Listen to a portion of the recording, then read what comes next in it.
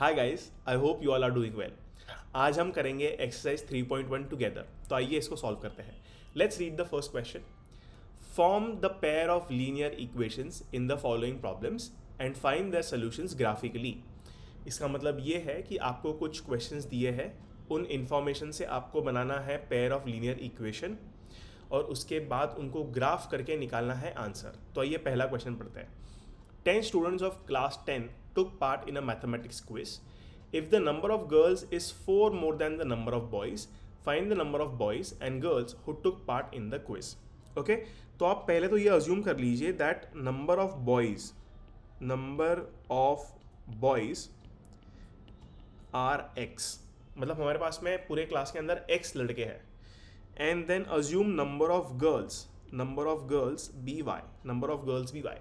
अब क्वेश्चन थोड़ा ध्यान से पढ़ते हैं। अगर आप क्वेश्चन पढ़ोगे तो यहाँ लिखा है 10 स्टूडेंट्स ऑफ क्लास 10, मतलब टोटल बच्चे कितने हैं क्लास 10 के अंदर? 10।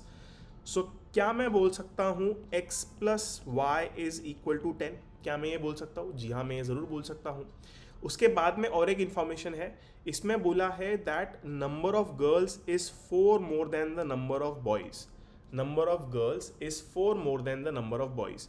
इसका मतलब क्या हुआ? Number of girls y equal to 4 more than number of boys, 4 more than number of boys, so 4 plus x। आपके पास में आ गए हैं दो इक्वेशन। आप इन दोनों इक्वेशन को ग्राफ कीजिए, इनका पॉइंट ऑफ इंटरसेक्शन निकालिए और आपको मिलेगा आंसर। तो कैसे करेंगे हम लोग? आइए, तो लेट्स से ये है हमारे पास दो इक्वेशन। पहले इक्वेशन के अंदर हम x को डालेंगे 0। अगर मैंने x को 0 डाला तो अच्छा, मैं x को 0 कहाँ सब्स्टिट्यूट कर रहा हूँ? x को 0 सब्स्टिट्यूट करना है यहाँ पर। ओके, सो हमारे पास में आएगा 0 plus y equal to 10, y equal to 10। मतलब पहला पॉइंट क्या आ गया? पहला पॉइंट आ गया 0 एंड 10। पहला पॉइंट आ गया 0,10, एक पॉइंट मिल गया और एक पॉइंट निकालेंगे। अब दूसरा पॉइंट निकालने के लिए आप y को 0 सब्स्टिट्यूट कर दीजिए। आप y को 0 सब्स्टिट्यूट कर दीजिए।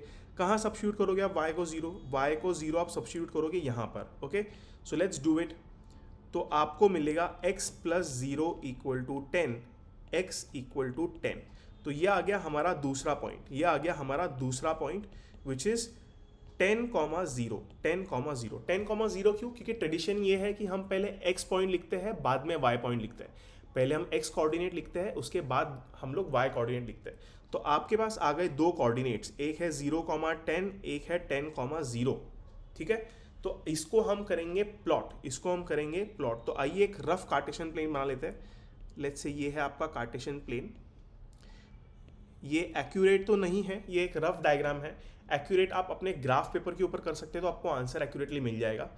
तो पहला पॉइंट क्या है गाइज हमारे पास? पहला पॉइंट है 0,10। 0,10 मतलब ये पॉइंट कहाँ होगा हमारा? वाई एक्सिस पे, यहाँ पर कहीं पर। Let's say this point is 10, तो ये वाला जो पॉइंट है वाई एक्सिस के ऊपर वो होगा आपका 0,10।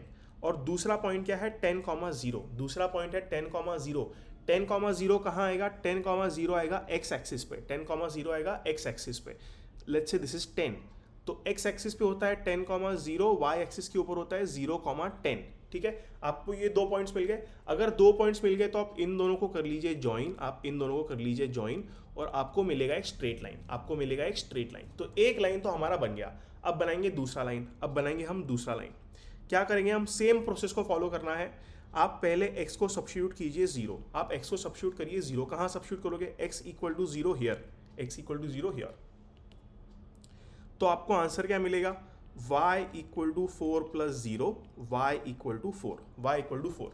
मतलब कोऑर्डिनेट क्या आ गया आपका? 0,4। आपका पॉइंट आ गया 0,4। ये हो गया आपका पहला पॉइंट।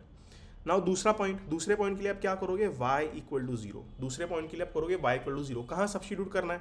y इक्वल टू 0 हम लोग सब्स्टिट्यूट करेंगे यहाँ पर। So let us substitute. क्या आएगा आपका answer? 0 equal to 4 plus x minus 4 equal to x. तो आपके पास दूसरा कोऑर्डिनेट भी आ गया, x equal to -4, y equal to 0। तो कोऑर्डिनेट आ गया -4,0। आइए इसको प्लॉट करेंगे। तो पहला पॉइंट है आपके पास 0,4 आएगा यहाँ पर कहीं पर, 0,4 आएगा यहाँ पर कहीं पर 0,4।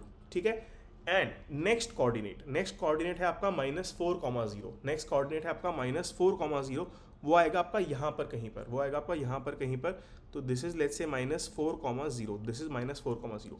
अब आप इनको कर लीजिए ज्वाइन, और स्ट्रेट लाइन आपको मिल जाएगी, तो अगर आप ध्यान से देखो तो यहाँ पर कहीं पर पॉइंट ऑफ इंटरसेक्शन है, आपका पॉइंट ऑफ इंटरसेक्शन है, ये यहाँ पर जो मैंने ब्लैक पॉइंट मार्क किया है थोड़ा डार्क, यहाँ पर कहीं पर आपका पॉइंट ऑफ इंटरसेक्शन है, तो ये जो भी आएगा पॉइंट का कोऑर्डिनेट वो होगा आपका आंसर. तो मेरे पास ग्राफ पेपर नहीं है, इसलिए मैं ग्राफ पेपर पर नहीं बना सकता, बट मेरे पास एक टूल है जहाँ मैं इसको ड्रॉ कर सकता हूँ, और उस टूल का नाम है डेस्मॉस. तो आइए इसको हम डेस्मॉस पे करेंगे.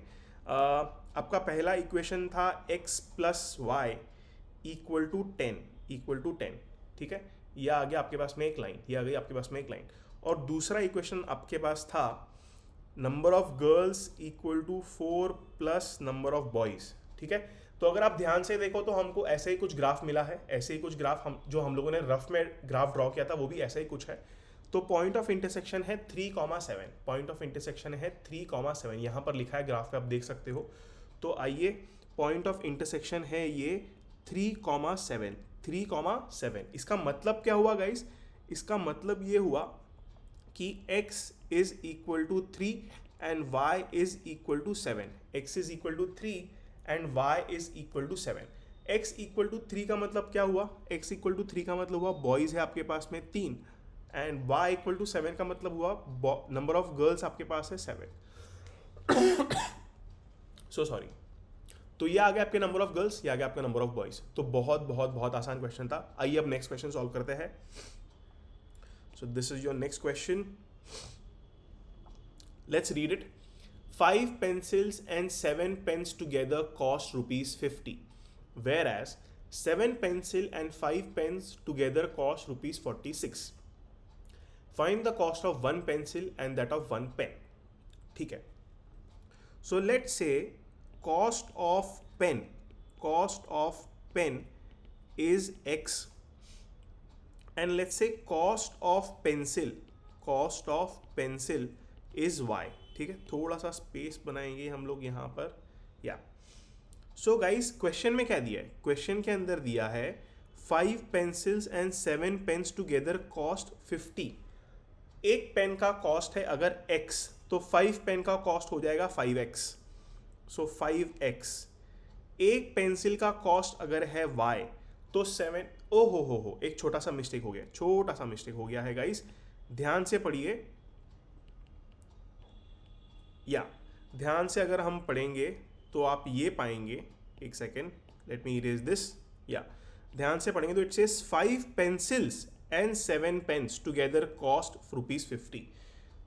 तो 5 पेंसिल गाइस, ओके, एक पेंसिल का कॉस्ट है y, तो 5 पेंसिल्स का कॉस्ट हो जाएगा 5y. ठीक है, एक पेन का कॉस्ट है 7x, एक पेन का कॉस्ट है x, तो 7 पेन का कॉस्ट हो जाएगा 7x. So 5y + 7x should be 50. 5y + 7x = 50. ये हो गया आपका पहला इक्वेशन. अब दूसरा इक्वेशन क्या है guys? 7 pencils and 5 pens together cost ₹46. 7 pencil मतलब एक पेंसिल का कॉस्ट आपका क्या है? एक पेंसिल का कॉस्ट है आपका y, तो 7 पेंसिल का कॉस्ट हो जाएगा 7y, प्लस एक पेन का कॉस्ट आपका क्या है? x, तो 5 पेन्स का कॉस्ट हो जाएगा 5x, and together they cost how much? 46. तो आपके पास में आ गए pair of linear equations. Pair मतलब दो, तो आपके पास में दो लीनियर इक्वेशन आ गए हैं. दोनों को आपको करना है सॉल्व, और दोनों को सॉल्व करने के बाद में आपको बनाना है इनका ग्राफ. सॉल्व करना है मतलब आपको इनका ग्राफ बनाना है. ग्राफ बनाने के बाद में जहां भी इनका इंटरसेक्शन होगा, इंटरसेक्शन मतलब कहां ये लोग मीट कर रहे हैं, जहां भी इनका इंटरसेक्शन होगा वो पॉइंट होगा आपका आंसर. आइए ड्रॉ करते हैं. So let's say you are, यहां ड्रॉ करता हूं. First equation is 5y + 7x = 50. Second equation is 7y + 5x = 46. कैसे करेंगे सॉल्व? अपना एकदम इजी मेथड है. पहले आप x को लिखिए 0, और सब्स्टिट्यूट कीजिए. कहाँ सब्स्टिट्यूट करोगे आप? x = 0, यहाँ पर आप यहाँ पर सब्स्टिट्यूट करोगे. तो लेट्स डू इट. तो आपका आंसर आएगा 5 times y plus 7 times 0 equal to 50. So 5 times y plus 7 times 0 होता है 0 equal to 50. 5y equal to 50, y equal to 50 divide by 5 which is 10. y is 10. कैसे 10 आया? 5y equal to 50. अगर आप 5 को राइट हैंड साइड में shift करोगे तो 50 डिवाइड बाय 5 हो जाएगा. y will B 10. y will B 10. ठीक है. अब x को 0 डाल दिया. अब हमको एक कोऑर्डिनेट तो मिल गया bye the way. x is 0, y is 10. तो कोऑर्डिनेट हो गया 0,10. कोऑर्डिनेट हो गया 0,10. कोऑर्डिनेट्स कोऑर्डिनेट्स में हम पहले x को लिखते हैं फिर y को लिखते हैं. x, y. तो आंसर आ गया 0,10. ये आपका पहला कोऑर्डिनेट हो गया. लेकिन स्ट्रेट लाइन बनाने के लिए हमको चाहिए होते हैं दो कोऑर्डिनेट्स. स्ट्रेट लाइन बनाने के लिए हमको चाहिए होते हैं दो कोऑर्डिनेट्स. तो आइए हम दूसरा कोऑर्डिनेट भी ढूंढेंगे. कैसे ढूंढेंगे? आप y को डाल दीजिए 0. आप y को सब्स्टिट्यूट कीजिए 0. y को सब्स्टिट्यूट 0 कहाँ करना है? y इक्वल टू 0 सब्स्टिट्यूट करना है यहाँ पर. कहाँ पर? यहाँ पर. ठीक है. So let's do it. तो आपका आएगा 5 times 0 plus 7 times x equal to 50. ठीक है. तो 0 plus 7x equal to 50. x 0 plus 7x होता है 7x. तो 7x equal to 50 and x will be equal to 50 divide by 7. x will be equal to 50 divide by 7. तो आपके पास x का value आ गया, आपके पास y का वैल्यू 0 है. तो कोऑर्डिनेट क्या होगा? x, y. तो 50 बाय 7, 0. 50 बाय 7, 0. तो आप बनाएंगे एक कार्टेशियन प्लेन. मतलब आपके ग्राफ पेपर के ऊपर बनाना है आपको गाइस ये. तो please be careful. Okay, let me change the colour. या तो आप बनाओगे एक Cartesian plane. Let's say this is your Cartesian plane. This is y, this is x, this is your 0. Okay. पहला पॉइंट क्या है आपका? 0,10. पहला पॉइंट है 0,10. तो 0,10 आपका पॉइंट आएगा यहाँ पर. 0,10 आपका पॉइंट आएगा यहाँ पर. ठीक है. जब भी x एक्सिस का पॉइंट 0 होता है तो आपका पॉइंट जो है वो y एक्सिस पे आता है. राइट. ये आपने क्लास 9th के अंदर पढ़ा होगा. नहीं पढ़ा होगा तो कोई बात नहीं, आप कमेंट कीजिए, हम आपको वापस पढ़ा देंगे. ठीक है. नाउ नेक्स्ट पॉइंट है आपका 50 बाय 7, 0. नेक्स्ट पॉइंट है आपका 50 बाय 7, 0. 50 बाय 7, 0. तो 50 बाय 7 पॉजिटिव नंबर है, 0 मतलब आपका पॉइंट आएगा x एक्सिस के ऊपर. तो लेट्स से ये है आपका point which is 50 by 7, 0. 50 by 7, 0.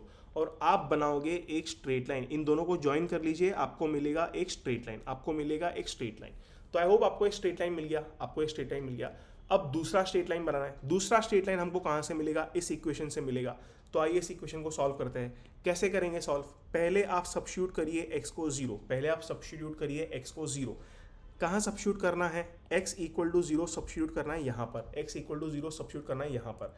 तो जब आप सब्स्टिट्यूट करोगे तो आपको क्या मिलेगा?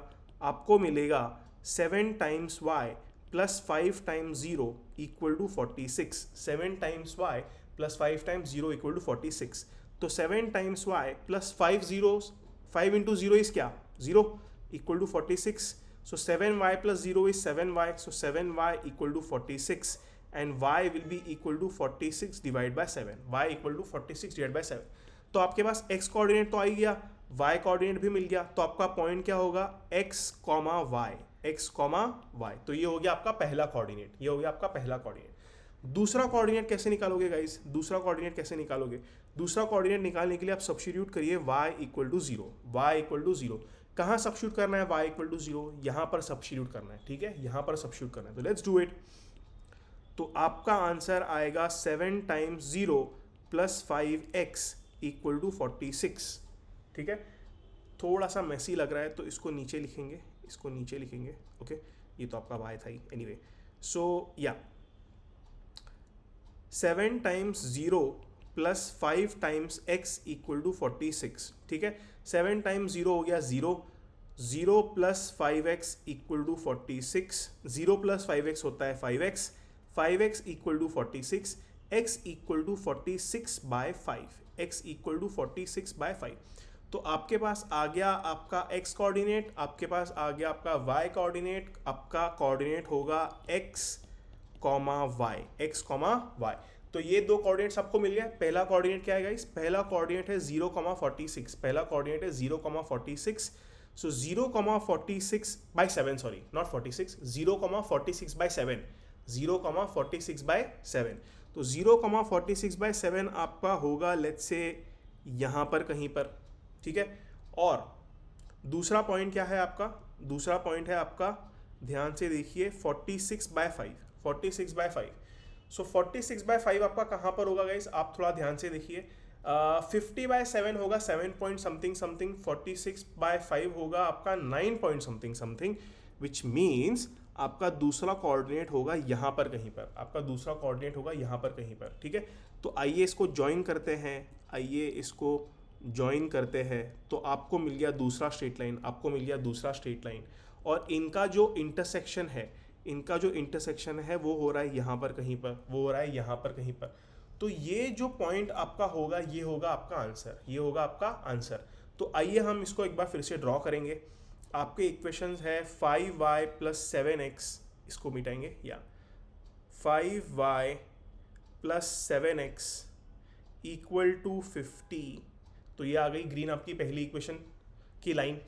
सेकेंड है आपका 7y + 5x = 46, तो ब्लू लाइन आ गई, ये आ गई आपकी दूसरी। अगर आप ध्यान से देखो तो हम लोगों ने ग्राफ ऐसा ही कुछ बनाया, ठीक है। तो यहाँ पर जो पॉइंट ऑफ इंटरसेक्शन है वो है 5,3, ठीक है, वो है 5,3। तो x है 5, y है 3, x है आपका 5, जो आपका x था, कहाँ गया, या जो है आपका x वो है आपका 5, वो है आपका 5, और जो आपका y है, जो आपका y है वो है आपका 3, वो है आपका 3।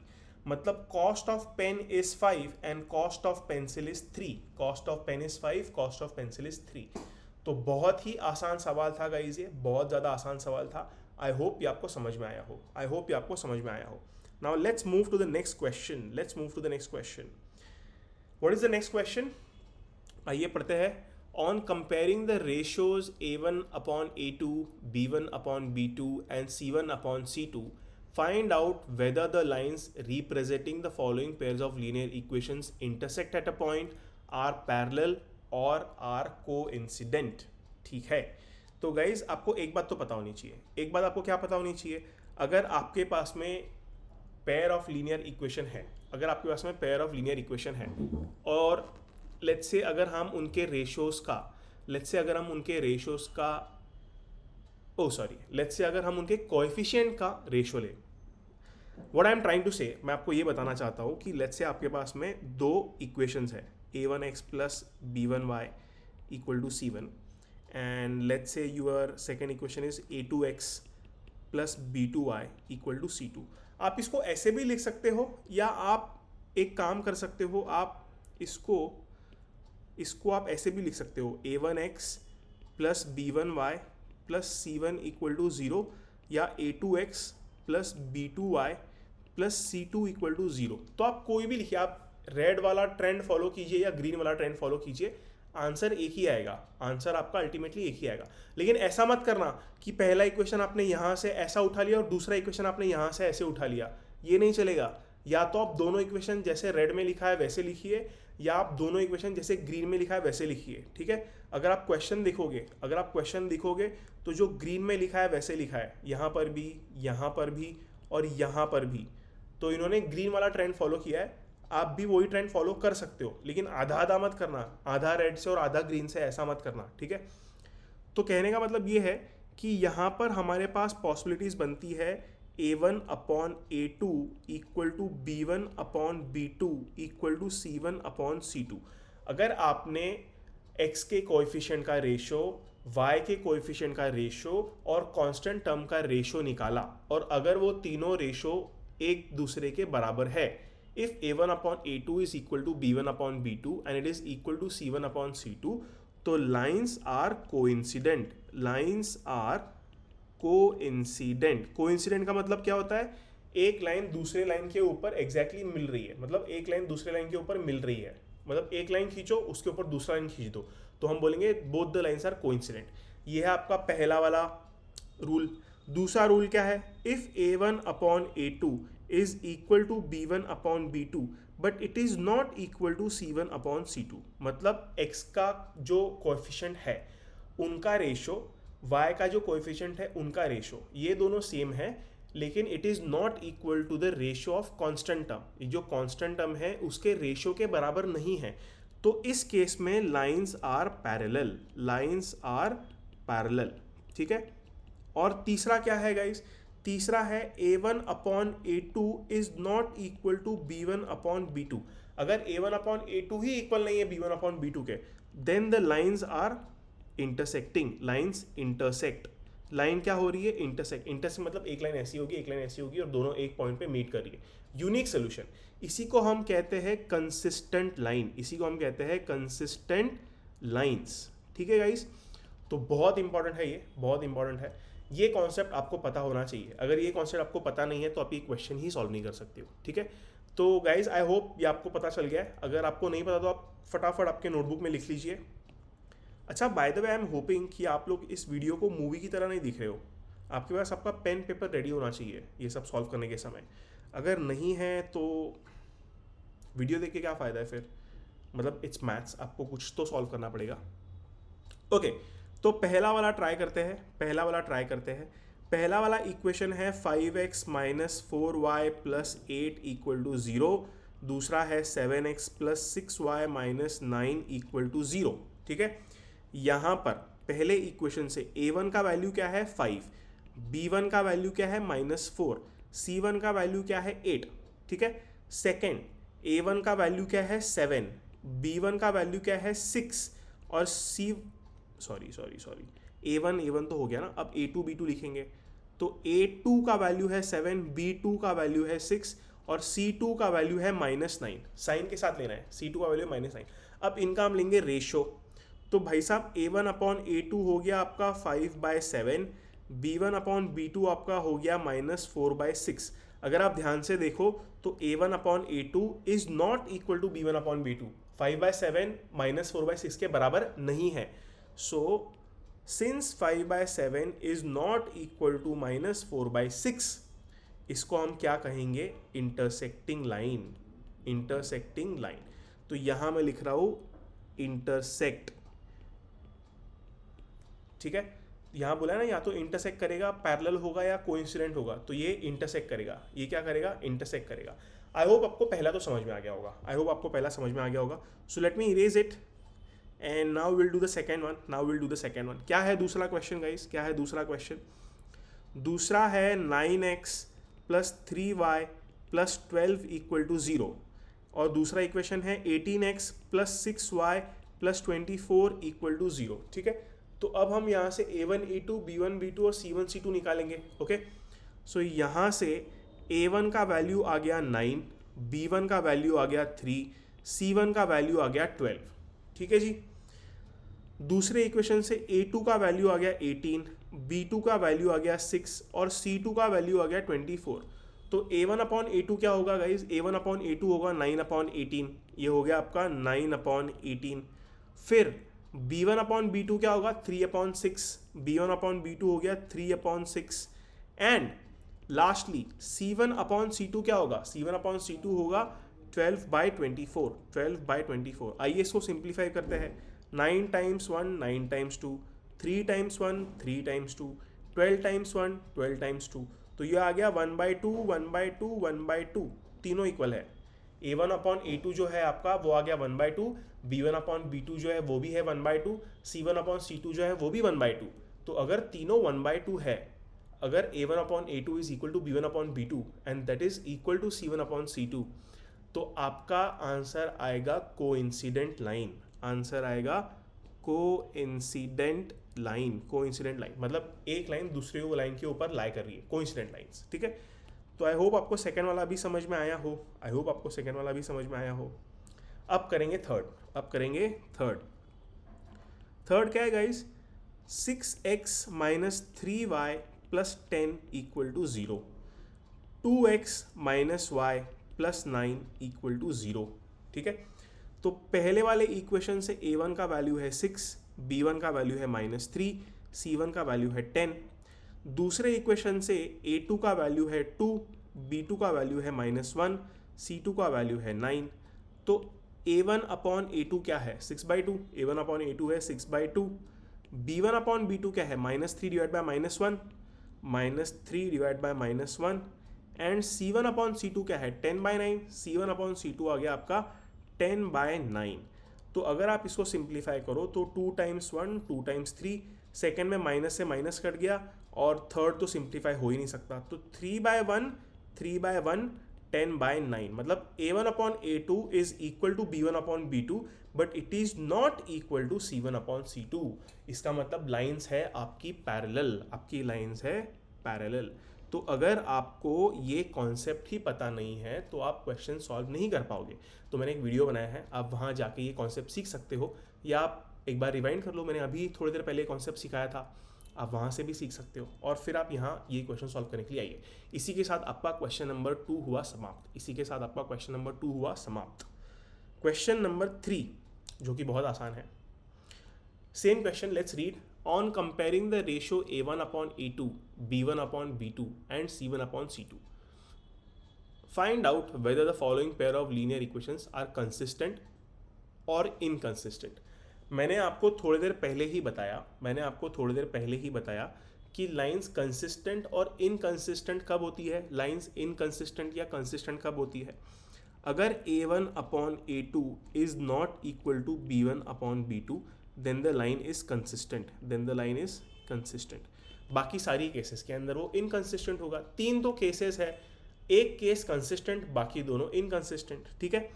तो आइए इसको सॉल्व करते हैं गाइज। 1 2 3 4 5 5 क्वेश्चन है, पाँचों कर लूँ, ठीक है, चलो पाँचों कर लेते हैं।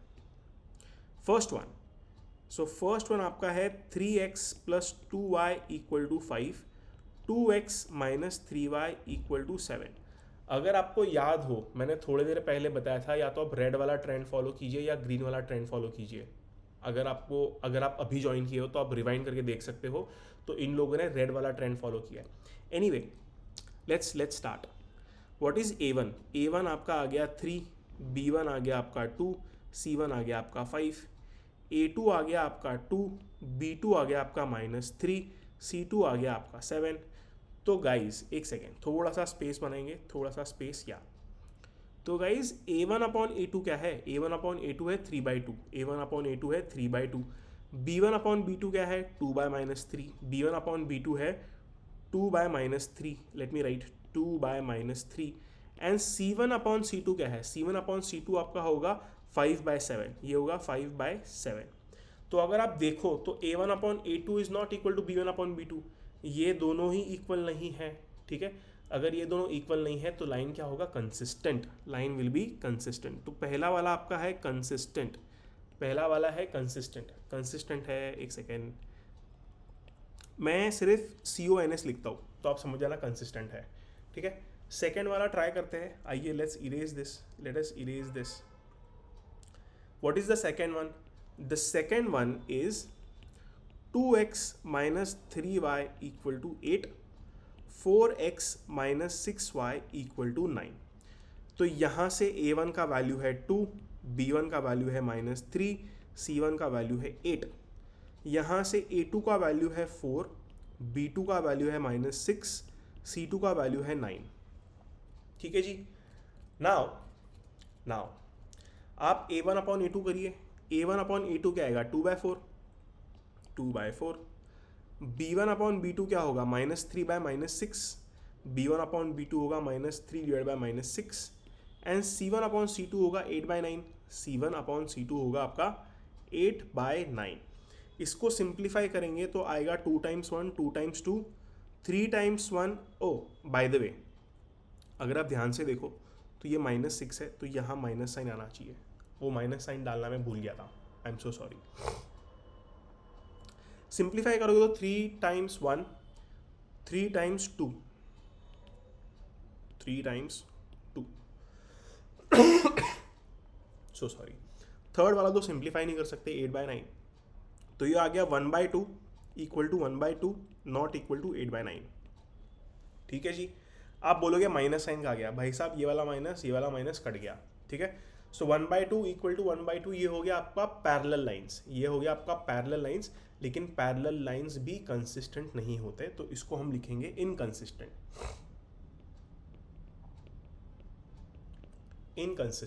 ठीक है। Let me erase this.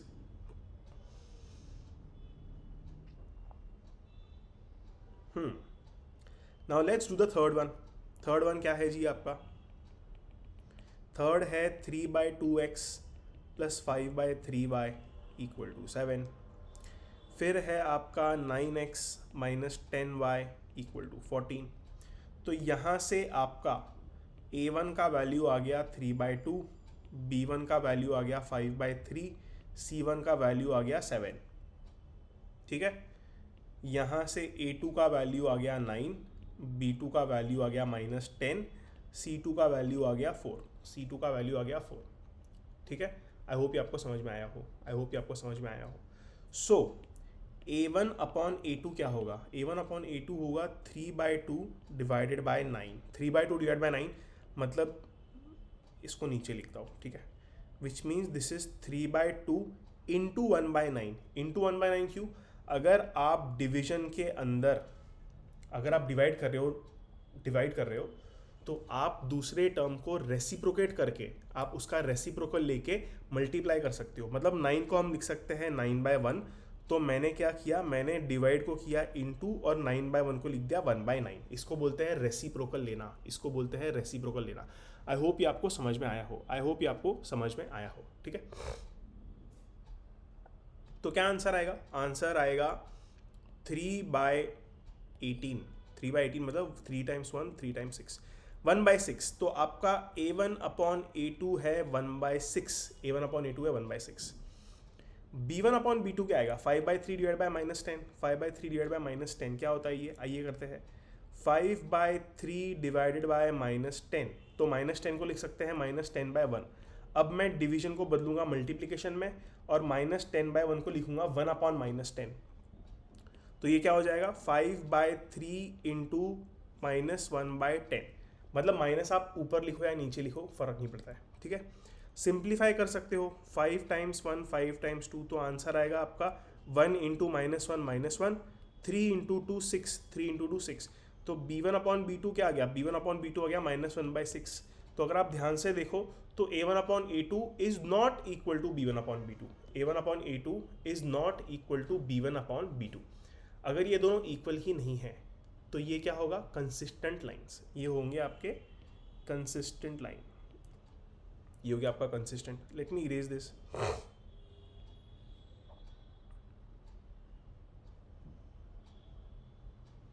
ठीक है ना। अच्छा, मैंने थर्ड कर लिया, फर्स्ट कर लिया, सेकंड कर लिया, अब फोर्थ और फिफ्थ बचा है। बहुत इजी है। Let's do the fourth one. Fourth one क्या है? 5x minus 3y equal to 11। 5x minus 3y equal to 11।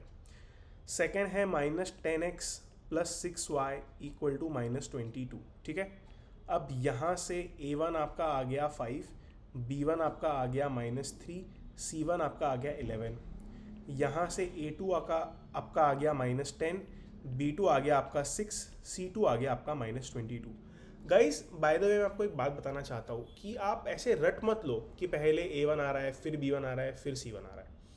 हो सकता है कभी कभी एग्जामिनर आपको इक्वेशन ऐसे देने के बजाय वो आपको बोलेगा -3y plus 5x equal to 11। ऐसा भी तो हो सकता है एग्जामिनर आपका x और y को फ्लिप कर देगा, पहले x लिखने के बजाय पहले y लिखेगा। तो आपको ध्यान देना है गाइस कि दोनों इक्वेशंस में, ठीक है, आपको क्या ध्यान देना है? Let me erase this. आपको ध्यान देना है कि ये वाला जो इक्वेशन है और ये वाला जो इक्वेशन है, दोनों इक्वेशन के अंदर पहले x फिर y और फिर कांस्टेंट, दोनों इक्वेशन में एक जैसा होना चाहिए। या फिर नहीं, आप ऐसा ही करो। ठीक है, पहले x दोनों इक्वेशन में, फिर दोनों इक्वेशन में पहले y और फिर लास्ट में कांस्टेंट टर्म्स। वो कांस्टेंट टर्म्स इक्वल टू के पहले भी हो सकते हैं, वो कांस्टेंट टर्म इक्वल टू के बाद में भी हो सकते हैं। तो ये आपको ध्यान रखना है, ये आपको क्या रखना है? ध्यान रखना है। तो okay, now what is a1 upon a2? a1 upon a2 आ गया आपका 5 upon -10, 5 upon -10। What is b1 upon b2? b1 upon b2 आ गया -3/6, यह आ गया -3/6। एंड c1 अपॉन c2 आ गया 11 अपॉन -22। c1 अपॉन c2 आ गया आपका 11 अपॉन -22। अगर इसको सिंप्लीफाई करें तो आएगा 5 times 1 5 times 2, 3 times 1 3 times 2, 11 times 1 11 times 2, मतलब अच्छा यहाँ पर माइनस साइन है, यहाँ पर माइनस साइन है, यहाँ पर भी माइनस साइन है, तो आंसर आएगा -1/2 -1/2 -1/2। तीनों सेम है, तीनों सेम है तो लाइंस आर इनकंसिस्टेंट, तीनों सेम है तो लाइंस आर इनकंसिस्टेंट। फिफ्थ वाला आपके ऊपर छोड़ रहा हूँ, फिफ्थ वाला आप ट्राई करिए, ट्राई करने के बाद देखिए आंसर सही है या गलत है। अगर आंसर गलत आता है और आपको समझ में नहीं आता है, डोंट वरी, आप कमेंट सेक्शन में कमेंट कर दीजिए, I will help you. Okay, so that's it for question number 3। Question number 4, आइए पढ़ते हैं। Which of the following pairs of linear equations are consistent और inconsistent? If consistent obtain the solution graphically. Guys ये हम कर चुके हैं, फिर भी मैं आपके लिए एक बार वापस सॉल्व करूंगा। तो I won't do the entire question, लेकिन मैं आपके लिए थर्ड और फोर्थ पार्ट करूंगा। फर्स्ट और सेकंड आप घर पे ट्राई कीजिए, फर्स्ट और सेकंड आप घर पे ट्राई करेंगे, ठीक है। So let me make some space. या थर्ड और फोर्थ मैं कर रहा हूँ, फर्स्ट और सेकंड आप घर पे ट्राई करोगे। थर्ड वाला क्या है? 2x + y - 6 = 0 and 4x - 2y - 4 = 0। तो यहाँ से आपका a1 आ जाएगा 2, b1 आ जाएगा 1, c1 आ जाएगा -6। यहाँ से a2 आपका आ जाएगा 4, b2 आपका आ जाएगा -2, c2 आपका आ जाएगा -4। तो गाइज a1/a2 क्या आएगा? a1/a2 होगा आपका 2/4। b1/b2 क्या आएगा? -1/2, ठीक है। c1/c2 क्या आएगा? -6/4। c1/c2 आ जाएगा -6 एंड -4। इसको सिंप्लीफाई करेंगे, 2 टाइम्स 1 2 टाइम्स 2, 2 टाइम्स 3 2 टाइम्स 2, सो 1/2 -1/2 -3/2। पहले दो ही सेम नहीं है, पहले दो ही same. a1/a2 is not equal to b1/b2। इसका मतलब ये क्या है? कंसिस्टेंट, ये है कंसिस्टेंट। अगर कंसिस्टेंट है तो लाइन इंटरसेक्ट करेगी, इनका पॉइंट ऑफ इंटरसेक्शन होगा। तो क्या होगा देखते हैं। लेट मी इरेज दिस, ठीक है। ये है आपका पहला इक्वेशन। दूसरा इक्वेशन आपका था 4x - 2y - 4 = 0। तो क्या करना है? बहुत इजी है। पहले आप सब्स्टिट्यूट करिए x = 0। x = 0 आप कहाँ सब्स्टिट्यूट करोगे? यहाँ पर सब्स्टिट्यूट करोगे। तो लेट्स डू इट। तो आपका आंसर आएगा 2 times 0 + y - 6 = 0, 0 + y - 6 = 0, y - 6 = 0, y = 6। y क्या आ गया आपका? 6। कोऑर्डिनेट क्या आ गया आपका? 0,6। कोऑर्डिनेट आ गया 0,6। ये आ गया आपका पहला कोऑर्डिनेट। लेकिन लाइन ड्रॉ करने के लिए हमको चाहिए होते हैं 2 कोऑर्डिनेट। हमको क्या चाहिए होते हैं? 2 कोऑर्डिनेट। तो लेट्स डू इट। कैसे करेंगे? y = 0। गाइज y = 0 कहाँ सब्स्टिट्यूट करेंगे? यहाँ पर सब्स्टिट्यूट करेंगे। सो करिए, क्या आएगा? 2 times x + 0 - 6 = 0, 2x - 6 = 0, 2x = 6 and x will be equal to 6 divided by 2 which is 3। x will be 6 divided by 2 which is 3। तो ये आ गया आपका x, ये है आपका y। तो कोऑर्डिनेट आ गया आपका 3,0। कोऑर्डिनेट आ गया आपका 3,0। तो एक कार्टेशियन प्लेन बनाओ, एक कार्टेशियन प्लेन बनाओ, ठीक है। ये है आपका y, ये है आपका x, ये है आपका ओरिजिन, ये है आपका ओरिजिन। तो पहला पॉइंट क्या है? पहला पॉइंट है 0,6। तो पहला पॉइंट 0,6 होगा आपका यहाँ पर कहीं पर। Let's say this point is 0,6। दूसरा पॉइंट क्या है आपका गाइस? दूसरा पॉइंट है आपका ये विच इज़ 3,0। 3,0 कहाँ होगा? 3,0 होगा लेट्स से यहाँ पर कहीं पर। Let's say this is 3,0। इनको आप करिए जॉइन, इनको आप करिए जॉइन। तो ये हो गई आपकी स्ट्रेट लाइन, ये हो गई आपकी स्ट्रेट लाइन। अब हमको दूसरा स्ट्रेट लाइन बनाना पड़ेगा। दूसरा स्ट्रेट लाइन कहाँ से मिलेगा? यहाँ से मिलेगा। तो लेट अस सॉल्व। क्या करेंगे? पहले सब्स्टिट्यूट करेंगे x = 0। x = 0 आप कहाँ सब्स्टिट्यूट करोगे? यहाँ पर सब्स्टिट्यूट करोगे, ठीक है। सो आपका आंसर आएगा 4 times 0 - 2y - 4 = 0। 4 times 0 is 0, 0 - 2y - 4 = 0। 0 का तो कोई महत्व ही नहीं है। तो आएगा -2y - 4 = 0, -2y = 4, y equal to 4 divide by -2 which is -2। 4 divide by -2 क्या होता है? -2। तो कोऑर्डिनेट क्या आ गया? 0, -2। कोऑर्डिनेट आ गया 0, -2। ये हो गया आपका पहला कोऑर्डिनेट, ये हो गया आपका पहला कोऑर्डिनेट।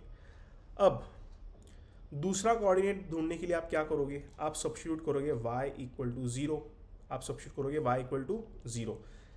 y इक्वल टू 0 कहाँ सब्स्टिट्यूट करना है? यहाँ पर, ठीक है। तो आइए करते हैं। तो आपका आंसर आएगा 4 times x minus 2 times 0 minus 4 equal to 0। 4x minus 0 minus 4 equal to 0। 4x minus 4 equal to 0।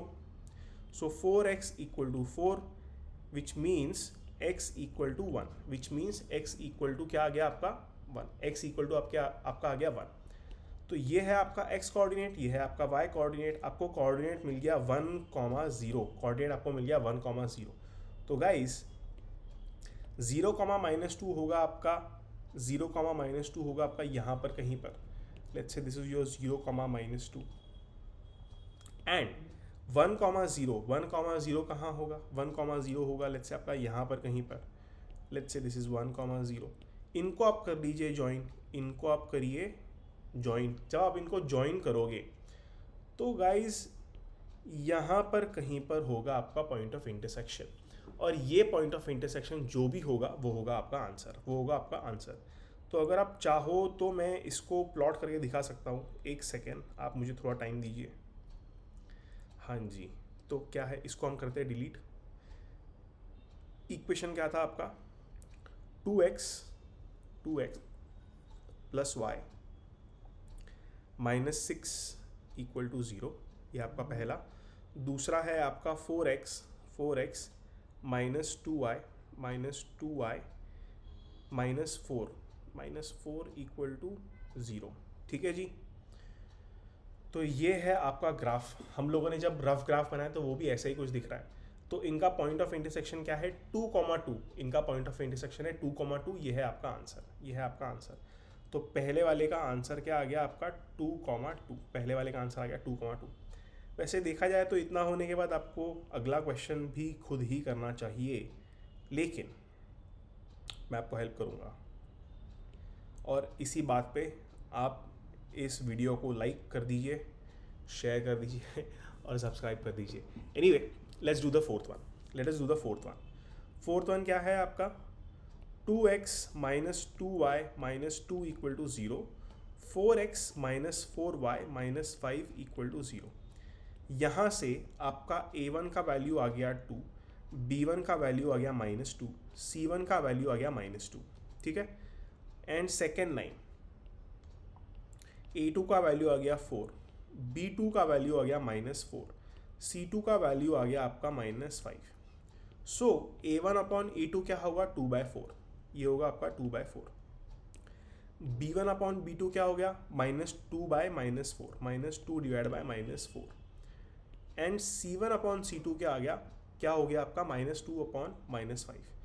ये हो गया आपका -2 डिवाइड बाय -5। सिंप्लीफाई करेंगे तो 2 times 1 2 times 2, minus minus cut हो गया, 2 times 1 2 times 2, minus minus cut हो गया, तो आपका आया 1/2 1/2 2/5। तो ये दो इक्वल है, ओ सॉरी, पहले दो इक्वल है, दूसरा वाला इक्वल नहीं है। सो अगर पहले दो इक्वल है, if a1 upon a2 is equal to b1 upon b2 but it is not equal to c1 upon c2, तो लाइन्स होती है पैरेलल। तो ये है आपकी पैरेलल लाइन्स, और पैरेलल लाइन्स कभी इंटरसेक्ट नहीं करती, तो इनका कोई भी सोल्यूशन नहीं होगा। तो आप आंसर लिखोगे नो सोल्यूशन। ठीक है। सो थर्ड एंड फोर्थ मैंने किया है, आप फर्स्ट एंड सेकेंड ट्राई कीजिए। आई एम 100% श्योर आपको आंसर आएगा। अगर नहीं आता है तो आप कमेंट सेक्शन में कमेंट कीजिए, मैं आपको हेल्प ज़रूर करूँगा, ठीक है। Now question number 5, 6 and 7, let's do it. Question number, okay, पहले मैं थोड़ा स्पेस बना लेता हूँ। हाँ जी, या इट्स ओके, या बना ही लेते थोड़ा स्पेस। या क्वेश्चन नंबर 5, लेट्स रीड। क्या है आपका question? Half the perimeter of a rectangular garden, half the perimeter of a rectangular garden whose length is 4 more than its width is 36. Find the dimension of the garden. Okay sir, तो आपका rectangular garden है, आपका rectangular garden है. So let's से the length is x, length है आपका x, और आपका ब्रेड्थ है y, ब्रेड्थ है आपका y. ओके, तो क्या बोला है इंफॉर्मेशन अगर आप देखोगे तो यहाँ दिया है length is 4 more than it's width. अच्छा, विड्थ यूज किया है, ब्रेड्थ नहीं, तो मैं यहाँ विड्थ लिख देता हूँ, width. Okay, so length is 4 more than it's width. तो पहला इक्वेशन आ गया x equal to 4 plus y. ठीक है, और दूसरा इक्वेशन क्या है? दूसरा इक्वेशन है half the perimeter is 36. Half the perimeter is मतलब पेरीमीटर का आधा इज 36. तो पेरीमीटर कितना होगा? 36 इंटू 2. अरे भाई साहब बच्चों, पेरीमीटर का आधा इज 36, तो पेरीमीटर होगा आपका 72. ठीक है, या फिर ठीक है इसको छोड़ो, ये इंफॉर्मेशन को पकड़ते हैं. पेरीमीटर का आधा निकालना है. पेरीमीटर क्या होता है? किसी भी रेक्टेंगल का 2 टाइम्स लेंथ प्लस ब्रेड्थ, तो x प्लस वाई. तो इसका आधा मतलब डिवाइड बाय 2 इज 36. तो 2 से 2 आपका हो गया कट, तो आपके पास दूसरा इक्वेशन मिल गया x plus y equal to 36. ठीक है, तो 2 इक्वेशंस है आपके पास में, इनको आप ग्राफ कीजिए. ग्राफ करने के बाद में पॉइंट ऑफ इंटरसेक्शन निकालिए, और पॉइंट ऑफ इंटरसेक्शन निकालने के बाद में आपको आंसर मिल जाएगा. कैसे निकालोगे लेकिन पॉइंट ऑफ इंटरसेक्शन, ये भी तो एक बात है. तो इसको करते हैं थोड़ा सा मूव, इसको करते हैं मूव यहाँ पर. हाँ जी, आप यहाँ पर मूव हो जाइए. तो आपके पास में 2 इक्वेशन है, एक है आपका ये और दूसरा है आपका ये. तो पहला इक्वेशन सॉल्व करते हैं. क्या करेंगे हम ग्राफ बनाने के लिए? पहले हम x को सब्स्टिट्यूट करेंगे 0. पहले हम क्या करेंगे? x को सब्स्टिट्यूट करेंगे 0. कहाँ पर सब्स्टिट्यूट करोगे x को 0? x को 0 सब्स्टिट्यूट करेंगे यहाँ पर. तो क्या आएगा आपका 0 equal to 4 plus y minus 4 equal to y. ठीक है, माइनस 4 इक्वल टू वाई. मतलब पॉइंट क्या आ गया आपका 0 कॉमा माइनस 4. पॉइंट आ गया 0 कॉमा माइनस 4. ठीक है, अब सेकेंड के लिए आप क्या करोगे? y equal to 0. अब आप y इक्वल टू 0 कहाँ सब्स्टिट्यूट करोगे? यहाँ पर. ठीक है, तो आइए सॉल्व करते हैं. तो x equal to 4 plus 0, x equal to 4. तो आपका पॉइंट आ गया 4 एंड 0, 4 कॉमा 0, 4 कॉमा 0 आ गया आपका पॉइंट. आप एक कार्टेशियन बनाइए, आप बनाइए एक कार्टेशियन प्लेन. बोलिए इसको y axis, x axis, and let's say this is 0.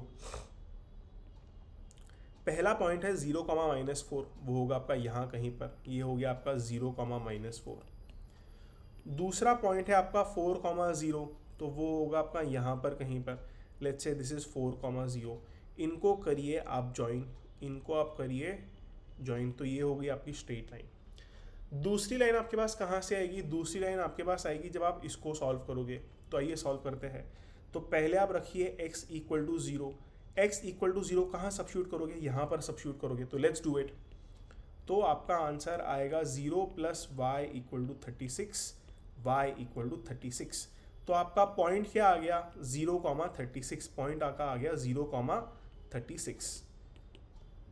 दूसरे पॉइंट के लिए क्या करोगे? y equal to 0. y equal to 0 कहाँ सब्स्टिट्यूट करोगे? यहाँ पर सब्स्टिट्यूट करोगे. ठीक है, तो आपका आंसर आएगा x plus 0 equal to 36, x equal to 36. तो आपका पॉइंट आ जाएगा x कॉमा वाई 36 कॉमा 0. तो गाइज 0 कॉमा 36 कहाँ आएगा? यहाँ पर आएगा. Let's say this is your 0 comma 36, and आपका 36 कॉमा 0 कहाँ आएगा? सॉरी, आपका 36 कॉमा 0 कहाँ आएगा? यहाँ पर आएगा 36 comma 0. This will be 36 comma 0. तो आप इसको करिए, मतलब आप इसको ज्वाइन करिए और आपको मिलेगा एक स्ट्रेट लाइन. आपको मिलेगा एक स्ट्रेट लाइन, और ये है आपका पॉइंट ऑफ इंटरसेक्शन. ये है आपका पॉइंट ऑफ इंटरसेक्शन. तो एक है आपके पास में x equal to 4 plus y, एक है आपके पास में x equal to 4 plus y, और दूसरा आपके पास में था x plus y equal to 36. तो ये हो गए आपके दो लाइंस, ये हो गए आपके दो लाइंस। इसका पॉइंट ऑफ इंटरसेक्शन क्या है 20, 16, तो x है 20, y है 16, आपका x हो गया 20, y हो गया आपका 16, ठीक है। तो ये है आपका आंसर, ये है आपका आंसर। आई होप ये आपको समझ में आया हो। Now I will erase this, okay. Now question number 6, इसको भी मिटा देते हैं, ठीक है। Question number 6, let's read it together. Given the linear equation 2x plus 3y minus 8 equal to 0, write another linear equation in two variables such that the geometrical representation of the pair so formed is intersecting lines, parallel lines, coincident line. आपको एक equation दिया है, ठीक है, 2x plus 3y minus 8 equal to 0। अगर आपको दूसरा line of equation लिखना है इस तरह कि वो लाइन का जब मतलब आप दूसरे लाइन का जब इक्वेशन लिखोगे तो दोनों लाइंस इंटरसेक्ट होनी चाहिए। अगर दोनों लाइन इंटरसेक्ट होनी चाहिए तो a1 upon a2 and b1 upon b2 same नहीं होना चाहिए, सेम नहीं होना चाहिए, तो नहीं होना चाहिए। इसको आप लिख दीजिए 3, इसको आप लिख दीजिए 2, यहाँ आ गया x प्लस वाई, आप चाहिए तो -8 लिख दो इक्वल टू 0। आप कुछ भी लिख सकते हो, आप चाहिए तो 5x plus 7y minus 10 equal to 0 भी लिख सकते हो। आपको बस ये मेक श्योर करना है कि a1 upon a2 is not equal to b1 upon b2, it is not equal to b1 upon b2। अगर ऐसा है तो लाइंस इंटरसेक्ट करेगी, ऐसा है तो लाइन इंटरसेक्ट करेगी, ठीक है। तो ये हो गया आपका पहला पार्ट। आपके हंड्रेड्स ऑफ आंसर आ सकते हैं, तो ऐसा मत समझना कि पीछे आपका आंसर कुछ और है और आप जो निकाल रहे हो आंसर कुछ और है तो आंसर गलत है। You can have 100 answers to this question, ठीक है। तो इसको मैं कर देता हूँ इरेज, 3y या। सेकेंड है पैरेलल लाइंस। पैरेलल लाइंस के लिए क्या है, a1 upon a2 and b1 upon b2 क्या होना चाहिए, same. a1 upon a2 and b1 upon b2 क्या होना चाहिए, सेम। तो सेम लिखिए, तो आप इसको भी लिख दीजिए 2, इसको भी लिख दीजिए 3, 2x प्लस 3y। लेकिन c1 अपॉन c2 सेम नहीं होना चाहिए, तो हम यहाँ पर लिखेंगे -20 इक्वल टू 0, ठीक है। इक्वेशन बदल गया, a1 upon a2 is same as b1 upon b2 but it is not same as c1 upon c2, ठीक है। तो ये हो गया 0, ये हो गया आपका आंसर। तो इसी के साथ आपका सेकेंड वाला भी समाप्त हो गया। थर्ड वाला क्या है, कोइंसिडेंट लाइन। कोइंसिडेंट लाइन मतलब a1 upon a2, a1 upon a2 and b1 upon b2 should be same as c1 upon c2।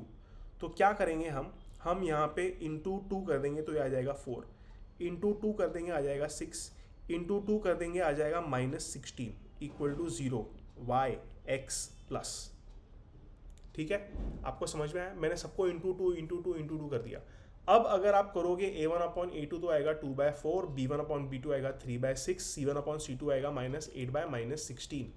अगर आप इनको सिंप्लीफाई करोगे तो आएगा 1/2, 1/2, 1/2। So 1/2 equal to 1/2 equal to 1/2, which means the lines are coinciding। इसी के साथ आपका क्वेश्चन नंबर 6 हुआ समाप्त। Now let's do question number 7. Draw the graph of the equations this and that. Determine the coordinates of the vertices of the triangle formed by these lines and x-axis and shape the triangular region. इन दोनों का आपको निकालना है